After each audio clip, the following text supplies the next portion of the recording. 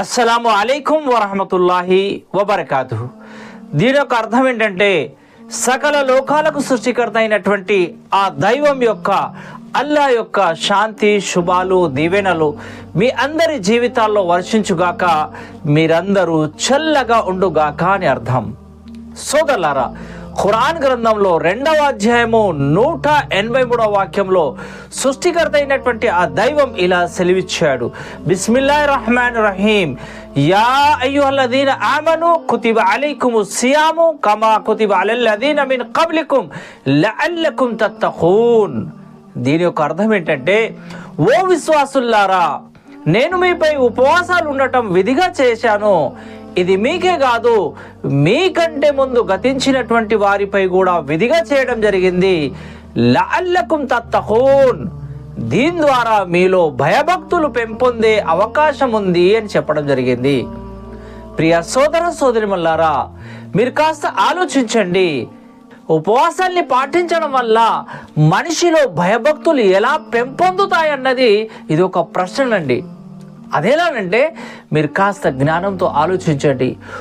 ఉపవాసాన్ని పాటించే వాళ్ళు తెల్లవారుజామున భోంచేస్తే సూర్యాస్తమయం వరకు ఏమి తినరు, అన్న పానీయాలకు దూరంగా ఉంటారు. చాలా దాహం వేస్తుందండి, ఇంట్లో ఎవరు లేరు, చూసేవాళ్ళు ఎవరు లేరు, ఒక గ్లాసెడ్ నీళ్లు గుటుక్కున తాగేద్దాంలే అని ఇలా ఎవరు చేయరండి. గుప్పెడు నీళ్లు గుటుక్కున మింగేసిన పక్కున్నటువంటి వాడికే తెలియదు, అయినా కానీ ఇలా చెయ్యరు. ఎందుకో తెలుసా?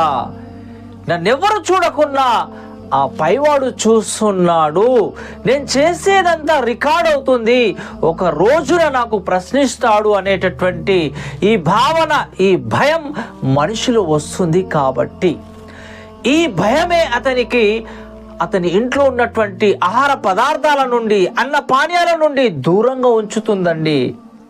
దైవం కోరుకునేది కూడా ఇదేనండి.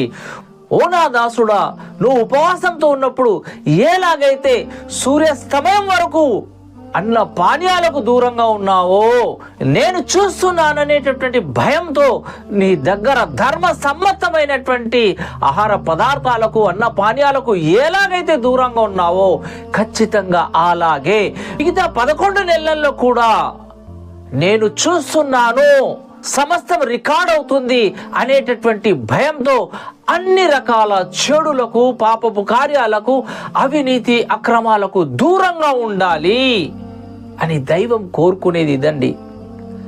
తల్లిదండ్రుల్ని హింసించేటటువంటి వ్యక్తి ఉపవాసాన్ని పాటిస్తే